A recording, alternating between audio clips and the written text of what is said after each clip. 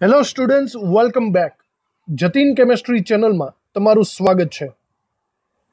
મારું નામ છે જતીન પીપલિયા અને આપણે ભણી રહ્યા છીએ રાસાયણિક બંધન. કેમિકલ બોન્ડિંગના આજે ત્રીજા લેક્ચરમાં આપણે આવી ચૂક્યા છીએ. આ લેક્ચર ખૂબ જ ઇમ્પોર્ટન્ટ રહેશે તમારા માટે, કારણ કે આની અંદર આપણે લુઈસની બિંદુ રચનાઓ મોટા મોટા અણુઓ ઉપર કેવી રીતે રચાઈ શકે એ આપણે શીખવાનું છે. સાદા અણુઓની લુઈસ રજૂઆત સમજવાની છે. અને ગઈકાલનો એક લેક્ચર સહસંયોજક બંધનો જે થોડો ઘણો બાકી હતો, સહસંયોજક બંધના પ્રકારો, એ પણ સાથે સાથે જોઈ જવાના છે. તો ચલો શરૂ કરીએ આ થર્ડ લેક્ચર. તો ગઈકાલના લેક્ચરમાં આપણે અહીંયા સુધી આવેલા હતા. મેં તમને જુદા જુદા મોટા મોટા અણુઓની લુઈસ બિંદુ નિરૂપણ કરતા શીખવાડ્યું. ઓકે, લુઈસ બિંદુ રચના જે નિરૂપણ આપણે જે કર્યું એની અમુક શરતો છે. એ શરતોનું ધ્યાન રાખીને આપણે આ બધા ટપકાઓ કરવાના હોય છે. તો એ શરતો પહેલાં આપણે લખી નાખીએ. બહુ યાદ રાખવાની જરૂર નથી, પણ જેમ તમે પ્રેક્ટિસ કરશો એમ બધું તમને યાદ આવતું જ જશે. ટેક્સ્ટ બુકમાં છે તો આપણે લખી નાખીએ છીએ. ઓકે, લુઈસ બિંદુ રચનાની અમુક શરતો એક પછી એક લખતા જઈએ અને એની ડિસ્કશન કરતા જઈએ. લુઈસની બિંદુ રચનામાં પહેલો સ્ટ્રેટ નિયમ એ છે કે કોઈ પણ બંધ હોય, દરેક રચાતો બંધ એ ઇલેક્ટ્રોનની ભાગીદારીથી રચાય છે એવું માનવાનું તમારે. ઇલેક્ટ્રોનની ભાગીદારીથી રચાય છે. આમાં ઇલેક્ટ્રોનની આપલે નહીં આવે, હંમેશા ભાગીદારી થશે. કાલે જેવી રીતે આપણે ડિસ્ક્રાઇબ કર્યું હતું ભાગીદારીમાં એક એક ઇલેક્ટ્રોન, એવી રીતે. એના પછી આપણે બીજો નિયમ જોઈએ. દરેક સંયોજાતો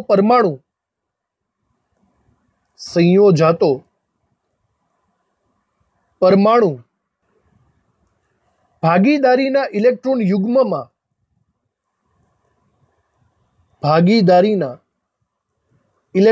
યુગ્મમાં ઓછામાં ઓછો એક ઇલેક્ટ્રોન ફાળવે છે. મિનિમમ એક ઇલેક્ટ્રોન ફાળવે છે. સીધી વાત છે ભાઈ. દાખલા તરીકે ફ્લોરિન અને ફ્લોરિન આ બંને ભાગીદારી કરવી હોય તો સ્પષ્ટ છે આ ફ્લોરિનનો એક ઇલેક્ટ્રોન અને સામેવાળા ફ્લોરિનનો એક ઇલેક્ટ્રોન ભાગીદારીમાં હોવો જોઈએ. બંને બાજુથી મિનિમમ એક એક ઇલેક્ટ્રોન હશે તો જ ભાગીદારી પોસિબલ બનશે. આ થયો આપણો બીજો નિયમ. એના પછી ત્રીજો નિયમ. ઇલેક્ટ્રોનની ભાગીદારી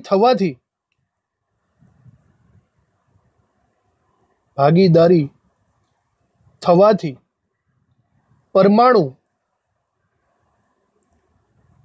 બાહ્ય કોષમાં ઉમદા વાયુ જેવી ઇલેક્ટ્રોન રચના પ્રાપ્ત કરે છે.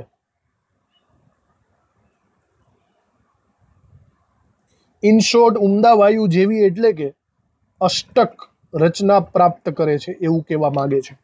ભાગીદારી એવી કરવાની છે કે જેનાથી 8 ઇલેક્ટ્રોન એની બાહ્યતમ કક્ષામાં થઈ જાય. જો 8 ઇલેક્ટ્રોન એની બાહ્યતમ કક્ષામાં ન થાય તો એવી ભાગીદારી કરવાનો કોઈ ઉપાય જ, કોઈ ફાયદો જ નથી એવું સમજી લો. આ ત્રણ શરતોનું જો પાલન કરવામાં આવે ને તો તમે પરફેક્ટલી કોઈ પણ લુઈસના બિંદુ નિરૂપણને દર્શાવી શકો છો. હવે આપણે જે આગળ લુઈસ લેંગમ્યોર સિદ્ધાંત જોયેલો હતો એની અંદર આપણે અમુક એક્ઝામ્પલ જોઈ લીધા. એ સિવાયના આપણે સહસંયોજક બંધના પ્રકારો જોઈએ. જોજો, સહસંયોજક બંધના પ્રકારો આગળ પણ આવશે, પણ કંઈક અલગ રીતે આવશે. અહીંયા તમારે એમ લખી શકો છો કે ભાગીદારીના ઇલેક્ટ્રોન યુગ્મના આધારે સહસંયોજક બંધના પ્રકાર 3 પડશે.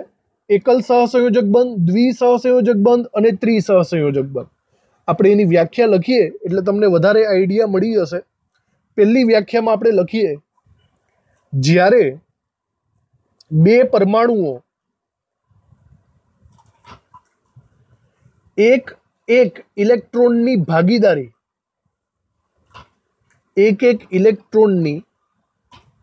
ભાગીદારી કરી યુગ્મ રચે છે તેને એકલ સહસંયોજક બંધ કહેવાય. એકલ સહસંયોજક બંધ કહે છે. ઓકે, એકલ સહસંયોજક બંધની વ્યાખ્યા. દાખલા તરીકે આપણે એકલ સહસંયોજક, ઇન શોર્ટ આપણી ભાષામાં સિંગલ બોન્ડના અમુક એક્ઝામ્પલ લઈએ. દાખલા તરીકે HCl, આપણે આવું એક એક્ઝામ્પલ લઈ લઈએ. તો વિચારો HCl ની અંદર આપણે કેવી રીતે ગોઠવણી કરી શકીએ.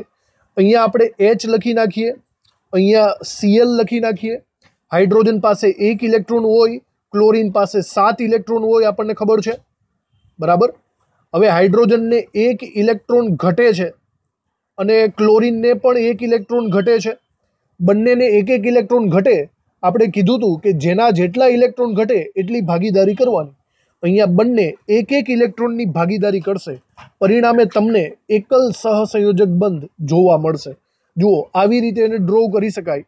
હાઇડ્રોજનના ઇલેક્ટ્રોનને ફોર એક્ઝામ્પલ આપણે ચોકડી વડે દર્શાવીએ અને ક્લોરીનના ઇલેક્ટ્રોનને ટપકા વડે દર્શાવીએ તો ક્લોરીનના 7 ટપકા થઈ ગયા અને હાઇડ્રોજનની 1 ચોકડી. આવી રીતે કરશો એટલે એકલ સહસંયોજક બંધ થઈ ગયો.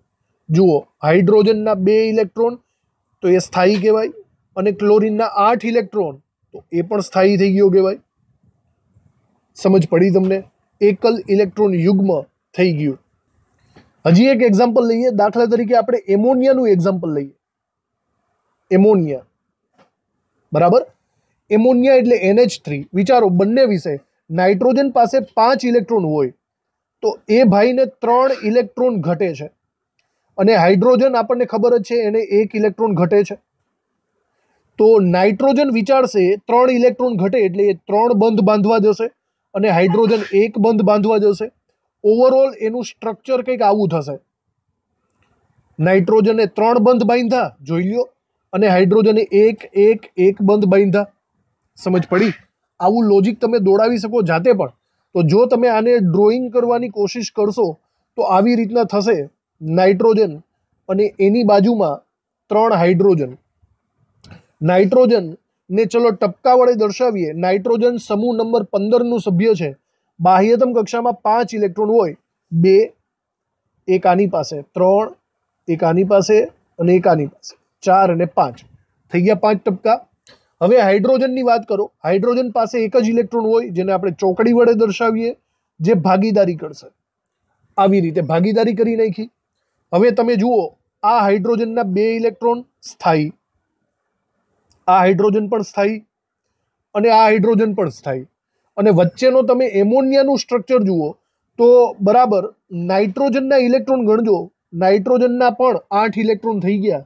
એનો મતલબ એ પણ સ્થાયી થઈ ગયો. સમજ પડી તમને? આવી રીતે છે. આ પહેલો પ્રકાર થયો એકલ સહસંયોજક બંધનો. હવે આપણે બીજો પ્રકાર લખીએ, દ્વિસહસંયોજક બંધ. વ્યાખ્યા સેમ ટુ સેમ જ આવશે, બસ 1 ઇલેક્ટ્રોનની જગ્યાએ 2 ઇલેક્ટ્રોનની ભાગીદારી કરવાની. તો લખીએ આપણે કે જ્યારે 2 પરમાણુઓ 2 ઇલેક્ટ્રોનની ભાગીદારી કરે, 2 ઇલેક્ટ્રોનની ભાગીદારી કરી 2 યુગ્મ રચે, 2 યુગ્મ રચે, તેને દ્વિસહસંયોજક બંધ, દ્વિસહસંયોજક બંધ કહે છે. ઇન શોર્ટ ડબલ બોન્ડ થઈ ગયા એવું આપણે માનવું પડશે. હવે આના અમુક એક્ઝામ્પલ જો આપણે જોઈએ તો એ એક્ઝામ્પલમાં હું કાર્બન ડાયોક્સાઇડનું એક્ઝામ્પલ લખી શકું છું. કાર્બન ડાયોક્સાઇડ, બરાબર રીતે જોજો. કાર્બન ડાયોક્સાઇડમાં પહેલા વિચારી લ્યો કે કાર્બન છે, કાર્બનની બાહ્યતમ કક્ષામાં 4 ઇલેક્ટ્રોન હોય. એનો મતલબ એને 4 ઇલેક્ટ્રોન ઘટે છે 8 થવા માટે. અને ઓક્સિજનની વાત કરો તો ઓક્સિજનની બાહ્યતમ કક્ષામાં 6 ઇલેક્ટ્રોન હોય, સમૂહ નંબર 16. તો 6 ને 2 8, એને 2 ઇલેક્ટ્રોન ઘટે છે. કહેવાનો મતલબ આવું થશે કે કાર્બન 4 બંધ બાંધશે, 4 ભાગીદારી કરશે અને ઓક્સિજન 2 ભાગીદારી કરશે. મતલબ carbon double bond oxygen, carbon double bond oxygen, આવું કરવું પડે તો જ બરાબર થશે. બોલો, સમજ પડે છે? કાર્બન ડબલ બોન્ડ ઓક્સિજન, આવી સ્ટ્રક્ચર રચના થવાની છે. આવી રીતે એને લખી શકાય. તો અહીંયા 2 ભાગીદારી છે એટલા માટે દ્વિબંધ આવશે. જો એનું લુઈસ બિંદુ નિરૂપણ આપણે દોરવાની ટ્રાય કરીએ. આપણે ઓક્સિજન ઓક્સિજન બંને સાઈડ લખી નાખીએ. કાર્બનની વાત કરીએ. ચલો કાર્બનને આપણે ચોકડી વડે દર્શાવીએ. તો કાર્બન પાસે 4 ઇલેક્ટ્રોન છે, તો આ ઓક્સિજન પાસે એ 2 ભાગીદારી કરશે અને આ ઓક્સિજન પાસે 2 ભાગીદારી કરશે. ચલો 4 ઇલેક્ટ્રોન કાર્બનના પૂરા. ઓક્સિજનની વાત કરો. ઓક્સિજન પાસે 6 ઇલેક્ટ્રોન હોય, એમાંથી 2 ભાગીદારીમાં આપશે. 3 4 5 અને 6 થઈ ગયા. આ બાજુનો ઓક્સિજન પણ સિમિલર 2 ભાગીદારીમાં આપશે. 3 4 5 અને 6. હવે બરાબર રીતે જુઓ તો બધાનું સ્ટ્રક્ચર કમ્પ્લીટ થઈ ગયું છે. આ ઓક્સિજનના ઇલેક્ટ્રોન ગણો, 8 ઇલેક્ટ્રોન કમ્પ્લીટ. આ બાજુના ઓક્સિજનના પણ 8 ઇલેક્ટ્રોન કમ્પ્લીટ. અને વચ્ચેના કાર્બનના ગણશો તો એ કાર્બનના પણ 8 ઇલેક્ટ્રોન કમ્પ્લીટ થયા. બધાનું સ્ટ્રક્ચર કમ્પ્લીટ થઈ ગયું. કાર્બન ડાયોક્સાઇડ આવી રીતે કરાય. ડબલ બોન્ડની અંદર હજી એક સ્ટ્રક્ચર છે ઇથિનનું. ઇથિનનું સ્ટ્રક્ચર કંઈક આવી રીતે લખી શકાય છે, CH2 ડબલ બોન્ડ CH2 ની રીતે. બરાબર. ઓવરઓલ જો આને આપણે દોરીએ ને, તમારે ઓર્ગેનિકની અંદર આવશે. આમાં કાર્બન કાર્બન વચ્ચે ડબલ બોન્ડ હોય છે અને આવી રીતે હાઇડ્રોજન હાઇડ્રોજન જોડાયેલા હોય છે. સ્ટ્રક્ચર કંઈક આવું હોય છે. બરાબર. જુઓ બરાબર, આની અંદર આપણું લોજિક લગાડો, ખબર પડી જશે. કાર્બન, હમણાં આપણે વાત કરી, કાર્બનને 4 ઇલેક્ટ્રોન ઘટે તો એ 4 ભાગીદારી કરશે. જોઈ લ્યો, એણે 4 બંધ બાંધ્યા કે નહીં? જેટલા ઇલેક્ટ્રોન ઘટે એટલી ભાગીદારી કરવાની. આ બાજુનો કાર્બનને પણ 4 ઇલેક્ટ્રોન વડે એટલે 4 ભાગીદારી કરી. સમજ પડી આમાં? 4. અને હાઇડ્રોજન બધાએ 1 ભાગીદારી કરી, કારણ કે એને 1 ઇલેક્ટ્રોન ઘટે છે. બસ આ જ લોજિક દર વખતે તમારે લગાડવાનું. ચલો આનું બિંદુ નિરૂપણ આપણે કરીએ તો કાર્બન કાર્બન અને એની બાજુમાં આપણે હાઇડ્રોજન હાઇડ્રોજન લગાડી દઈએ. તો ચલો હાઇડ્રોજન આવી રીતે આપણે લગાડીએ.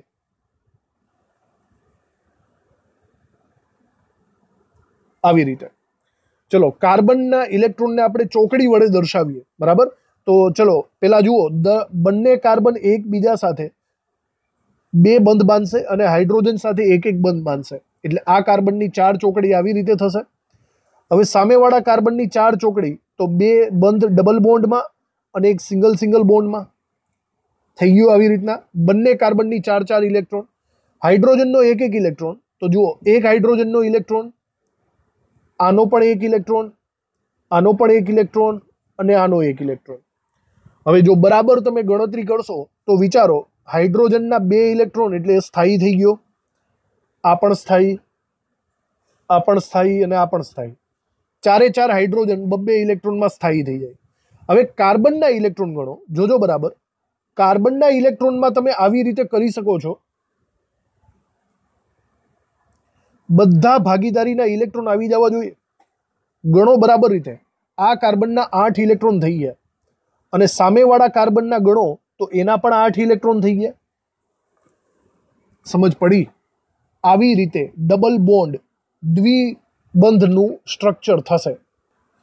હવે ત્રિસહસંયોજક બંધની વ્યાખ્યા લખી નાખીએ. જ્યારે 2 પરમાણુઓ 3 ઇલેક્ટ્રોનની ભાગીદારી કરતા હોય, 3 ઇલેક્ટ્રોનની ભાગીદારી કરી 3 ઇલેક્ટ્રોન યુગ્મ રચે છે, તેને ત્રિસહસંયોજક બંધ કહેવાય. સહસંયોજક બંધ કહે છે. ટ્રિપલ બોન્ડની આપણે વાત કરીએ છીએ. દાખલા તરીકે અમુક એક્ઝામ્પલ જોઈએ. દાખલા તરીકે N2 નાઇટ્રોજન વાયુ.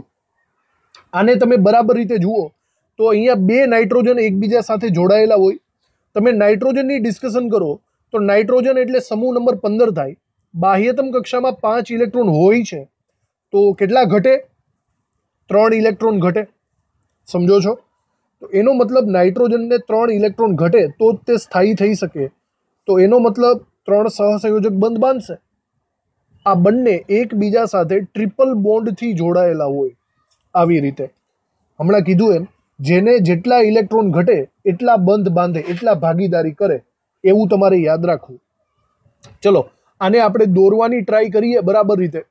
તો નાઇટ્રોજન અને નાઇટ્રોજન બંને બાજુ બાજુમાં લખી નાખીએ.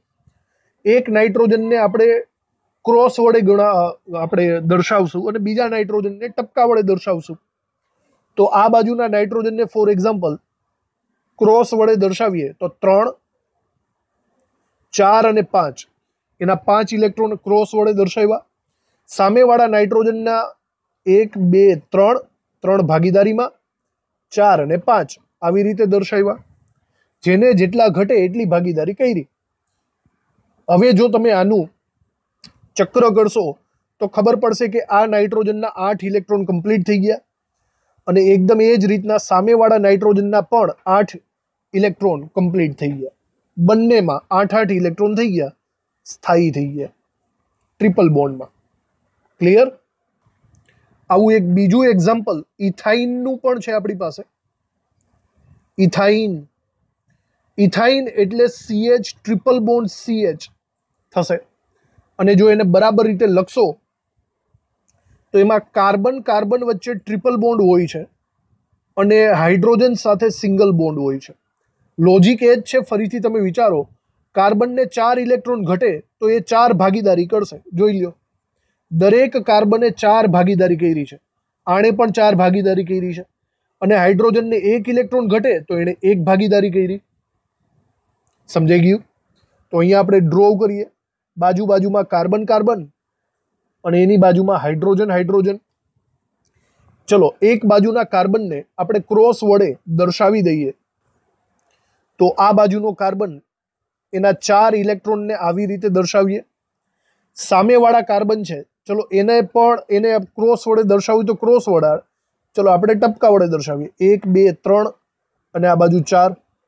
બંને બાજુ કાર્બનના 4 ઇલેક્ટ્રોન લખી નાખ્યા. હાઇડ્રોજનનો 1 ઇલેક્ટ્રોન હોય, ચલો આ હાઇડ્રોજનનો 1 ઇલેક્ટ્રોન અને આ હાઇડ્રોજનને ક્રોસ વડે દર્શાવીએ, ચલો તો એનો 1 ઇલેક્ટ્રોન થઈ ગયો. તો હવે બરાબર રીતે વિચારો, તમે જો રાઉન્ડ કરશો તો ખબર પડશે કે આ હાઇડ્રોજનના 2 ઇલેક્ટ્રોન એ સ્થાયી થઈ ગયો. હાઇડ્રોજન જ 2 ઇલેક્ટ્રોનમાં સ્થાયી થશે ભાઈ, જોજો, બાકી બધાને અષ્ટકનો નિયમ લાગુ પડે. કાર્બનનું ગણો તો જુઓ, કાર્બન પાસે 8 ઇલેક્ટ્રોન આવી ગયા.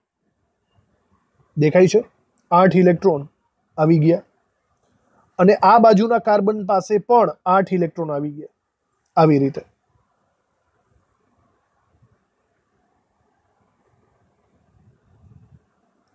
તો બંને સ્થાયી રચના કહેવાશે.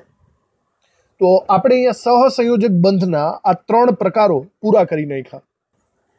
હવે આપણે એક અગત્યનો ટોપિક લઈએ છીએ, સાદા અણુઓની લુઈસ રજૂઆત. જો લુઈસ રજૂઆત એટલે હવે તમને ખબર પડી ગઈ હશે કે ટપકા દ્વારા સમજ પાડવી. જે આપણે હમણાં ઘણા બધા સ્ટ્રક્ચર દોર્યા છે, single bond, double bond, triple બોન્ડના. પણ આ છે ને, આ વસ્તુ બહુ અઘરી થતી જશે ધીમે ધીમે, એટલી બધી સહેલી પણ નથી. આ લુઈસ રજૂઆત, ટપકા કેવી રીતે મૂકવા, એના અમુક સ્પેશિયલ નિયમો છે. એ નિયમો લખીને, મેઇન તો નિયમો જસ્ટ લખવા પૂરતા જ લખશું, મેઇન તો પ્રેક્ટિસ છે. જેટલી પ્રેક્ટિસ વધારે કરશો એટલું વધારે તમને આવડશે. અહીંયા એક વસ્તુ પહેલા વાતમાં લખી નાખીએ આપણે. સાદા અણુઓની લુઈસ રજૂઆતમાં પહેલા લખીએ કે લુઈસ બિંદુ રચના એ ભાગીદારીના ઇલેક્ટ્રોન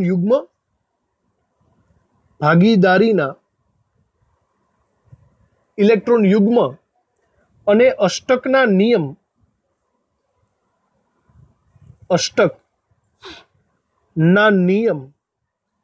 સંદર્ભમાં બંધન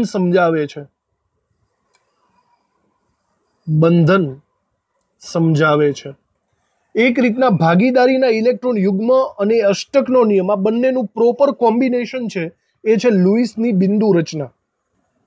એના માટેના અમુક રૂલ્સ છે, સોપાનો છે, જેને તમે ફોલો કરશો તો આપણે ટપકા દ્વારા કોઈ પણ અણુની રજૂઆત દોરતા શીખી જઈશું. આપણે અહીંયા હેડિંગ કરીએ કે અણુઓની લુઈસ બિંદુ રચનાના સોપાનો, બિંદુ રચનાના સોપાનો, આ બધા સોપાનોને ધ્યાનમાં રાખો તો ફાયદો થશે. એક પછી એક આપણે સોપાનો લખતા જઈએ. પહેલી વસ્તુ જે ધ્યાનમાં રાખવાની છે એ છે કે જરૂરી ઇલેક્ટ્રોનની સંખ્યા કેટલી હોય. જરૂરી ઇલેક્ટ્રોનની કુલ સંખ્યા મેળવવી. ઇલેક્ટ્રોનની કુલ સંખ્યાથી એનો મતલબ છે સંયોજકતા ઇલેક્ટ્રોન. આપણે ટોટલ ટપકા કેટલા કરવાના છે એ પહેલા આપણને ખબર હોવા જોઈએ. ઓકે, દાખલા તરીકે હું તમને અહીંયા વાત કરું. ફોર એક્ઝામ્પલ, તમને કોઈ એમ કહે કે મિથેનનું લુઈસ બિંદુ નિરૂપણ દોરો, તો પહેલો આઈડિયા આપણા મગજમાં એ આવવો જોઈએ કે મિથેનની અંદર ટોટલ મારે ટપકા કેટલા કરવાના છે. સમજો છો? તો મિથેનમાં કાર્બન આવેલો છે અને 4 હાઇડ્રોજન આવેલા છે. તો વિચારો, કાર્બનની બાહ્યતમ કક્ષામાં કેટલા ઇલેક્ટ્રોન હોય? 4 ઇલેક્ટ્રોન હોય. અને હાઇડ્રોજનના 1 ઇલેક્ટ્રોન હોય, પણ 4 વખત હાઇડ્રોજન છે તો ઓવરઓલ એના પણ 4 ઇલેક્ટ્રોન. તો બંનેને ભેગા કરો તો હું એમ કહી શકું છું કે કુલ 8 ઇલેક્ટ્રોન એટલે કે કુલ 8 ટપકા કરવા પડશે. હવે આવી જ રીતે એક બીજું એક્ઝામ્પલ પણ સાથે સાથે લઈ લઈએ. ફોર એક્ઝામ્પલ, કાર્બન મોનોક્સાઇડની આપણે વાત કરીએ તો આની અંદર કાર્બન છે અને ઓક્સિજન છે. કાર્બનની બાહ્યતમ કક્ષામાં 4 ઇલેક્ટ્રોન હોય અને ઓક્સિજન સમૂહ નંબર 16 એટલે કે 6 ઇલેક્ટ્રોન હોય. તો 4 અને 6 ભેગા કરો એનો મતલબ કુલ 10 ઇલેક્ટ્રોન થશે. ઓકે, તો આ આપણો પહેલો નિયમ, કુલ ઇલેક્ટ્રોનની સંખ્યા ગણવાની. બીજો નિયમ અથવા તો બીજી વસ્તુ શું યાદ રાખવાની, અમુક વાર છે ને તમને ધન આયન અને ઋણ આયન આપી દેશે. તો જો ઋણ આયન હોય ને તો ઋણ આયન માટે તમારે ઇલેક્ટ્રોન ઉમેરવા પડશે, અને ધન આયન હોય તો ધન આયનનો મતલબ ઇલેક્ટ્રોન ગુમાવે એટલે કે ઇલેક્ટ્રોન બાદ કરવા પડશે. જેવો વીજભાર, 2 એકમ ઋણ વીજભાર હોય તો 2 ઇલેક્ટ્રોન ઉમેરવાના. એવી રીતે પ્રેક્ટિસ કરીએ તો વધારે ખબર પડશે. દાખલા તરીકે તમને કાર્બોનેટ આપી દે, ફોર એક્ઝામ્પલ CO3-2, તો વિચારો આની અંદર કુલ ઇલેક્ટ્રોન કેટલા થાય? કુલ ઇલેક્ટ્રોન તો જો આની અંદર કાર્બન છે, 3 ઓક્સિજન છે અને -2 વીજભાર છે.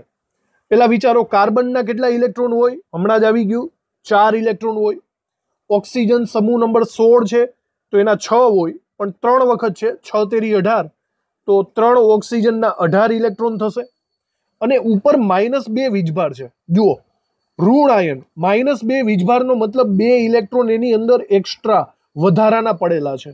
તો ઉપર -2 હોય તો +2 કરી નાખવાના તમારે. ઓકે, તો -2 વીજભાર એના આપણે +2 સમજી લઈએ. જો ટોટલ કરશો તો 20 ને 4 24 ઇલેક્ટ્રોન થવાના છે. કુલ 24 ઇલેક્ટ્રોન. આવી રીતે આપણે ગણતરી કરી શકીએ છીએ. હજી એક બીજું એક્ઝામ્પલ આપણે સમજી લઈએ. દાખલા તરીકે બીજો એક આયન લઈ લઈએ, NH4+ આયન. વિચારો, આની અંદર નાઇટ્રોજન 1 છે, 4 હાઇડ્રોજન છે અને +1 વીજભાર છે. નાઇટ્રોજન સમૂહ નંબર 15 નો સભ્ય છે એટલે કે એની બાહ્યતમ કક્ષામાં 5 ઇલેક્ટ્રોન હોય. હાઇડ્રોજન પાસે 1 જ ઇલેક્ટ્રોન હોય, પણ 4 વખત છે તો 4 હાઇડ્રોજનના 4 ઇલેક્ટ્રોન થાય. ઉપર +1 વીજભારનો મતલબ 1 ઇલેક્ટ્રોન તમારે એમાંથી કાઢવો પડશે, તો -1 કરી નાખીએ. ઓવરઓલ જોવા જાવ તો 5 ને 4 9, 9 માંથી 1 ઇલેક્ટ્રોન કાઢો એટલે કે કુલ 8 ઇલેક્ટ્રોન આપણને મળશે.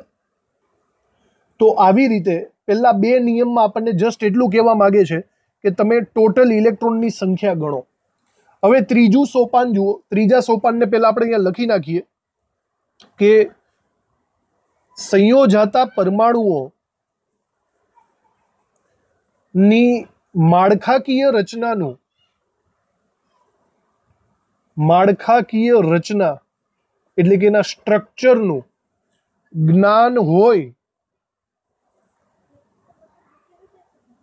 તો ઇલેક્ટ્રોનની કુલ સંખ્યાને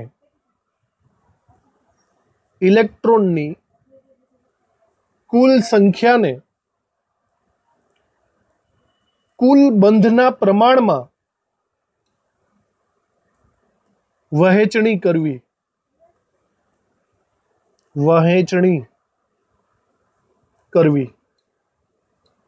હવે ત્રીજો નિયમને એકદમ શોર્ટમાં સમજાવું તો જસ્ટ એટલું કહેવા માંગે છે કે તમને કોઈ અણુના સ્ટ્રક્ચરની ખબર હોય, માળખાકીય રચનાની ખબર હોય, તો તમે ટોટલ ઇલેક્ટ્રોનને કુલ બંધના પ્રમાણમાં વહેંચણી કરી શકો.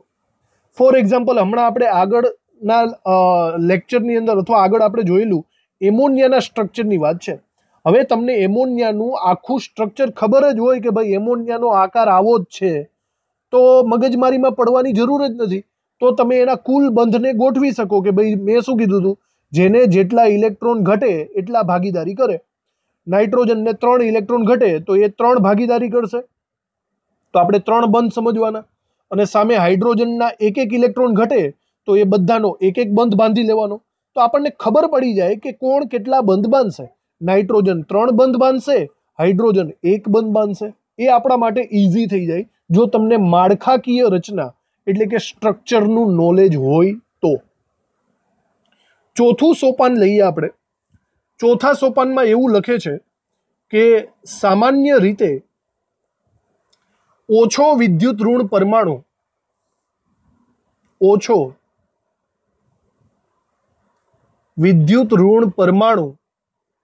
કેન્દ્રમાં સ્થાન લે છે.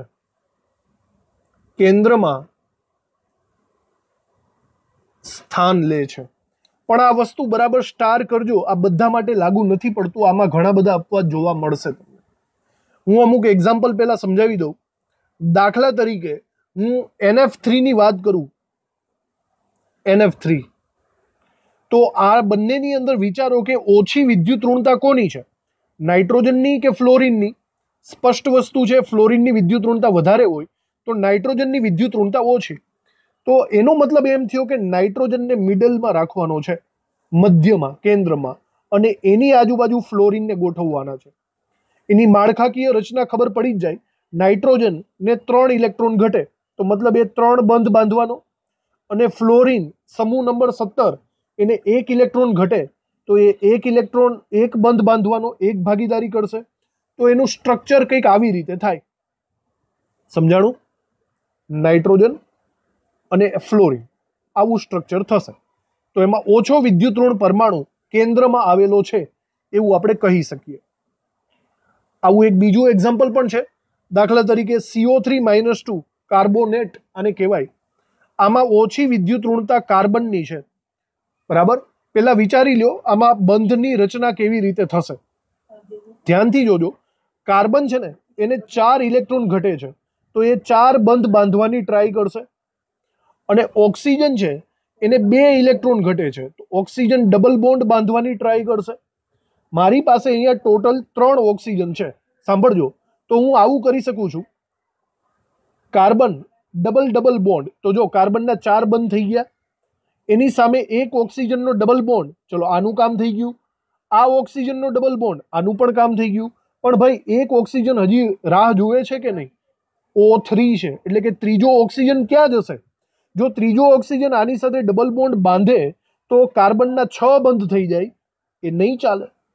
ખબર પડી? કાર્બન તો કેટલા બંધ બાંધી શકે? 4 બંધ જ બાંધી શકે. તો આ પ્રોબ્લેમનું સોલ્યુશન એ થશે, બરાબર ધ્યાનથી સાંભળજો, કે આપણે કાર્બનના 4 બંધને આવી રીતે ગોઠવીએ. વિચારો, કાર્બનના 4 બંધ થઈ ગયા, પણ વિચારો ઓક્સિજનના ડબલ બોન્ડ થવા જોઈએ, અહીંયા નથી થતા. તો એની ઉપર -2 વીજભાર આવેલો છે કે નહીં? -2 વીજભાર સૂચવે છે કે અહીંયા ઓક્સિજન ઉપર 1 ઇલેક્ટ્રોન એક્સ્ટ્રા છે, અહીંયા પણ ઓક્સિજન ઉપર 1 ઇલેક્ટ્રોન એક્સ્ટ્રા છે. આવું સ્ટ્રક્ચર થશે. આને કહેવાય, જો આને બરાબર રીતે કાઉન્સમાં લખી દઉં ને, તો આ કાઉન્સની ઉપર -2 વીજભાર આવી જશે. આ માઇનસને આપણે હટાવી દઈએ તો આવી રીતે. આને કહેવાય માળખાકીય જ્ઞાન. અત્યારે બહુ કન્ફ્યુઝ નહીં થતા, આ બધા વિશે આપણે આગળ જાણકારી લેવાની જ છે. તમને આ બધું આવડી જ જશે. ઓકે, અત્યારે આ દોરી નાખો. મારો કહેવાનો મતલબ છે આની અંદર ઓછો વિદ્યુત ઋણ પરમાણુ કેન્દ્રમાં આવેલો છે. પણ મેં આમાં કીધું એમ આ બધા માટે લાગુ નથી પડતું. ફોર એક્ઝામ્પલ, તમે પાણીનો અણુ લેશો, H2O નો અણુ, અને એનો સ્ટ્રક્ચર દોરશો તો એનું સ્ટ્રક્ચર કંઈક આવું આવે. તો એની મિડલમાં, એના કેન્દ્રમાં તો ઓક્સિજન છે જેની વિદ્યુત ઋણતા વધારે છે. તો આ નિયમથી ઊંધું થયું ને. આ નિયમમાં એમ કહે છે ઓછો વિદ્યુત ઋણને મિડલમાં રાખવો, પણ એકચ્યુઅલી પાણીની અંદર વધારે વિદ્યુત ઋણ આવે. તો આ નિયમ તમે એવું સમજી શકો બધાને લાગુ નથી પડતો, જસ્ટ ફોર યોર ઇન્ફોર્મેશન. ચોથા નિયમ પછી આપણે પાંચમા નિયમની પણ વાત કરી લઈએ. પાંચમું સોપાન. ચલો, પાંચમા સોપાનમાં એમ કહે છે કે એકલ બંધ ઇલેક્ટ્રોન ભાગીદારી જોડની ગણતરી કર્યા બાદ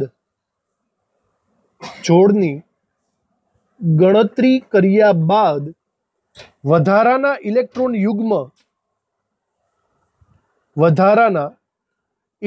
યુગ્મ બહુબંધનમાં ઉપયોગમાં લેવા. કહેવાનો મતલબ, તમારી પાસે કોઈ બે પરમાણુ છે, કાર્બન અને ઓક્સિજન, બરાબર? તો સૌથી પહેલા તમે સિંગલ બોન્ડ બાંધીને ટ્રાય કરો, પછી જુઓ કે અષ્ટક રચના પૂરી થઈ, હજી વધારાના ઇલેક્ટ્રોન પડ્યા હોય તો બહુબંધન ટ્રાય કરો, મતલબ ડબલ બોન્ડ ટ્રાય કરો. ડબલ બોન્ડ ટ્રાય કર્યા પછી પણ અમુક ઇલેક્ટ્રોન વધતા હોય તો પાછું ટ્રિપલ બોન્ડ ટ્રાય કરો. આવી રીતે જો સિંગલ ઇલેક્ટ્રોન ભાગીદારીની જોડ ગણતરી કરી લ્યો, પછી ઇલેક્ટ્રોન વધતા હોય તો તમારે બહુબંધનમાં એને ઉપયોગ લેવા પડશે. આ બાબત જ્યારે આપણે પ્રેક્ટિકલી વિચારશું ત્યારે જ આઈડિયા આવશે. આની અંદર મુખ્ય બાબત એ છે, લખજો નીચે, આની અંદર મુખ્ય બાબત એ થશે કે પરમાણુ ઇલેક્ટ્રોનનું અષ્ટક પ્રાપ્ત કરે.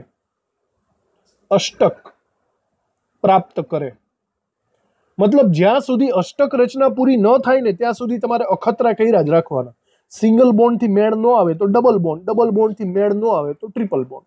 એવી રીતે આ બધી વસ્તુઓ જ્યારે આપણે પ્રોપર પ્રેક્ટિસ કરશું લુઈસના સ્ટ્રક્ચરની, ત્યારે જ આઈડિયા આવશે.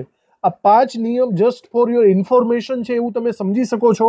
MCQ રિલેટેડ છે, ગોખવાના નથી. આપણે લુઈસના બિંદુ સ્ટ્રક્ચરની આગળની વાતો નેક્સ્ટ લેક્ચરમાં કરવાની છે. તો આ લેક્ચરને અહીંયા આપણે ફિનિશ કરીએ છીએ. હવે મળશું નેક્સ્ટ લેક્ચરમાં, જ્યાં આપણે લુઈસના જુદા જુદા અણુઓનું બિંદુ નિરૂપણ કરતા શીખીશું. Thank you.